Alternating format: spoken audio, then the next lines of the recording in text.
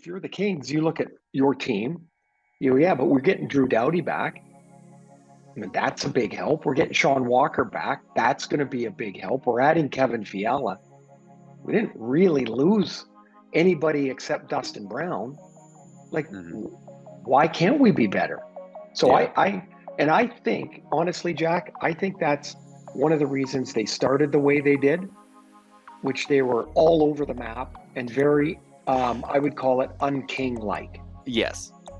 And so I think you start to think, oh, we're going to score more goals. We're going to be a different team. But at the core, the Kings' identity is different. And it took them to get punched in the nose a few times.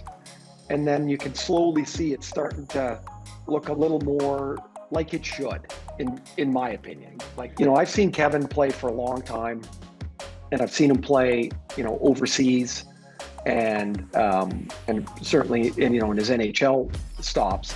But he's not even close yet in LA.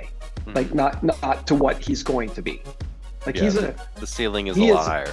Oh yeah, and we're talking about a guy who's averaging a point a game, if not more. Right, but it's not that he's all of a sudden going to be a 1.5 game player, but his impact will be greater. The assists are nice. It's cool he can create like that. Yeah. He's going to score. Like you guys. Anyone that watches, I would say you guys know this, but anybody, meaning Kings fans, but anybody knows this, scoring is really hard. Right? Even when like you'll say, oh, so-and-so had 4 good chances tonight. Well, yeah, it doesn't mean anything until you get one to go. Yeah. Right? And right now he's, you see with the lines moving around a little bit, Todd McClellan's looking for the right place for him. And that'll probably continue for a little bit of time until they go, oh, you know what? That's it. But they committed 8 years. They're digging deep on him. Yeah. But Brant's special. He really is.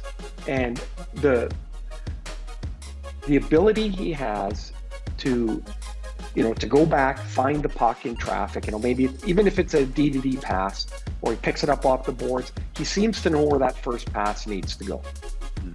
And so if you can make that play and that puck comes out of there quick, his offense that'll come. That's not even a worry. He doesn't have to defend if he can get the puck out of his zone quickly. One pass and why defend in your zone? Why not just defend up the ice? It's way easier. Some guys can do it, right? I think they know they've got a special player there.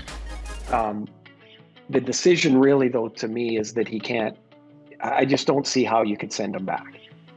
Like, where's he going to go? I guess Canada's World Junior team would be an option. So you lose him for a month. That never seems to work. Rarely do players come back. I've done that tournament for over a dozen years now. Yeah. And rarely do players come back from that and springboard out of it. It's like, then they've got to get reacclimatized again. Then they're back in the grind and the travel and the difficulty of the NHL. So to me, it's just you're treading water, but you're getting them. How many good games are you getting? Canada's going to step on most of the teams there.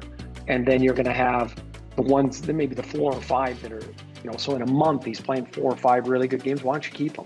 Why don't you play him 5 times? Then he's practicing and he's in a down-low drill and he's got to get the puck back from Kopitar, and he can't. Well, now he's got to figure out how to get it back. That's where I think. You're looking at a guy who's learning 2 new systems, and then it's, back into the fire with the best players in the world, and all of a sudden the game's moving at a faster pace. But because he's the way he is, that's why I think he's outkicked junior hockey. Look, it's easy for me to say this, and it's a lot different than Todd and Blakey and that, but I'm not concerned about the Kings at all, really. I think LA, the Oilers, and Vegas will be at the top of that division. But for the Kings to be able to move forward and to really take that next step, and you talked about how there was going to be a learning curve, what do you see that the Kings, roster or strategically need to do to kind of find their groove and what this identity is in 2022-23? I think they need to embrace what the Kings are, because the simple fact is, nobody, as much as we all love it as a player, nobody wins 5-4 all the time. You just don't. Now, the Florida Panthers last year were one of the highest scoring teams in the NHL in the last 20 years, and they're out in the second round. 4 years ago, Tampa, top team in the league, they get swept by Columbus. What do? They go add players to become a better defensive team. I realize this as I've gotten older here a little bit, but in hockey is the same as life. If you don't have balance, you don't win. You're not your best if you don't have balance. So, you have to balance your, not every team's got to be, shut down like the Kings of the Stanley Cup, where they gave up no shots. Yeah. And they had an all-star goalie. Like, no team's going to be like that all the time. You can't in today's game anymore. But there's got to be a balance between looking after your end and scoring goals, scaring the other team. There's got to be a balance. And quite frankly, it's harder to achieve than people think, because you've got to find Kevin Fiala, like I'm using him as an example because he's the newest guy, and make him understand why this is the best way. Because his default is going to be to what he knows best, which is going that way forward. And sometimes that play's not there. And all Odd and the staff can do is just keep going, keep chugging away, because eventually you'll get it, because there's too many of those guys that feel it, that are Kings. I think they get there.